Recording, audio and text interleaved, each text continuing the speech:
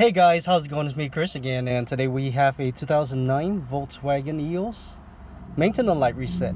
We are going to use this button right here and the minute button.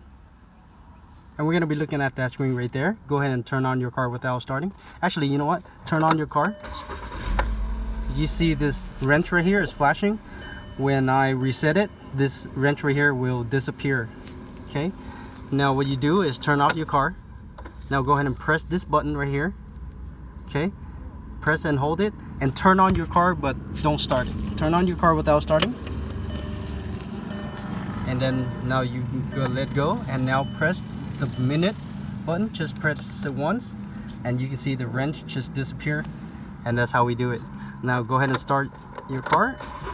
Let's see if the wrench is flashing again. Nope, it's gone. And that's how we do it, guys. Make sure you click that like. Thank you for watching, and I'll see you next time. Bye bye.